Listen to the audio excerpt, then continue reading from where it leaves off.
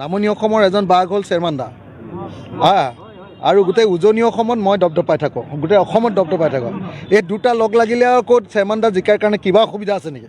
গতিকে tension free থাকক আপোনালোকে। অখিল গগৈৰ নামনি অসমৰ এইজনেই বাঘ চেয়াৰমান আলী।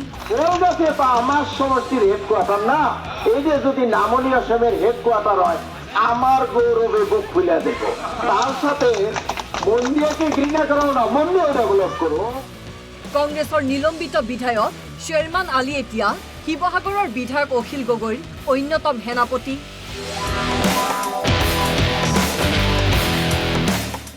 এটা বাঘ হেনো উজনিৰ আৰু আনজন নামনিৰ। অখিল গগৈ আৰু চেয়াৰমান আলী।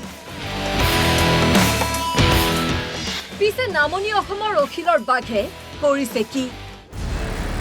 নিৰ্বাচনলৈ ব্যাপক প্ৰস্তুতি চেয়াৰমান আলী আহমেদৰ।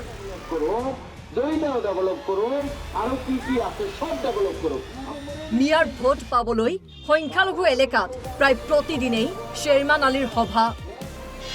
অখিলৰ নামনি অসমৰ বাঘে অৱশ্যে অসমীয়াত ভাষণ দিয়া নাই। উজনিৰ বাঘ মাছ চাই জাল গুঠা যেনেদৰে পাকৈত, এক নম্বৰো কাটিব নোৱাৰাকৈ নামনিৰ বাঘো এই ক্ষেত্ৰত পাকৈত। কলগাছিয়া মিয়া বসতি প্ৰধান অঞ্চল।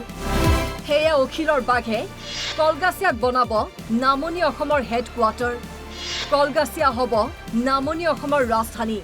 কলগাছিয়া আমার সমষ্টির হেডকোয়ার্টার না, এই যে যদি নামনি অসমের হেডকোয়ার্টার হয় আমার গৌরবে বুক খুলে দেব। তার সাথে মন্দিয়াকে ঘৃণা করো না, মন্দিও ডেভেলপ করো।